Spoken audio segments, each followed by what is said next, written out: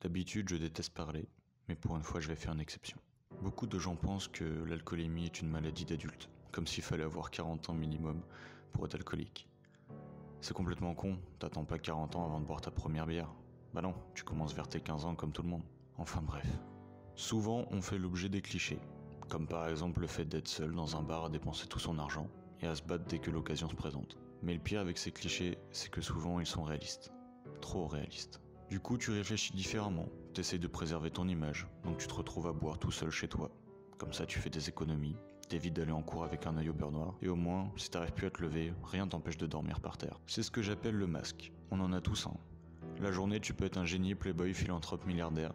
Mais le soir, quand tu te retrouves seul chez toi, dans le noir, avec ta bouteille de whisky qui est dégueulasse, parce que le but n'est pas de boire quelque chose de bon, mais de te tabasser assez fort pour oublier la vie de merde que t'as. T'as beau essayer d'être monsieur parfait à chaque seconde qui passe, tu sais qu'à tout moment ton masque peut tomber, et qu'à la moindre erreur, la partie que tu as enfouie au plus profond de toi peut ressortir et foutre la merde dans ta vie et de celle des personnes que tu côtoies. Du coup, t'es obligé de refuser toutes les soirées qu'on te propose, et tu commences à prendre de la distance avec les gens, car même si les personnes que tu viens de rencontrer, t'as envie de les connaître et d'être un peu plus proche d'eux. Tu sais qu'au plus profond de toi, tu n'as pas d'avenir car ton alcoolisme t'empêche d'avoir une bonne relation, que ce soit amicale ou amoureuse. Parce que personne ne veut d'une relation durable avec un alcoolique. C'est logique.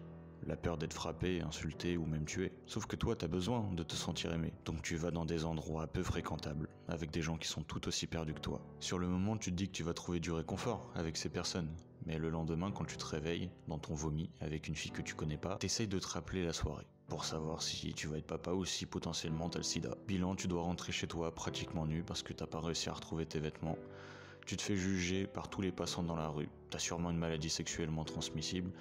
Et à tout moment, dans 10 ou 15 ans, tu découvriras que t'as un enfant quand il viendra frapper à ta porte un dimanche matin. Voilà, c'est après ce genre d'événement que tu te remets en question et que t'essayes de changer. Et au début, tu t'y tiens. T'arrives même à trouver une copine qui veut t'aider. Mais ce qu'elle comprendra jamais, c'est que toi, tu veux pas être aidé. Bah oui, ça peut choquer des gens, mais laissez-moi tranquille. J'ai pas envie d'aller voir un psy. J'ai pas envie d'aller aux alcooliques anonymes pour écouter d'autres gens en train de se plaindre de leur vie sans jamais rien faire pour la changer.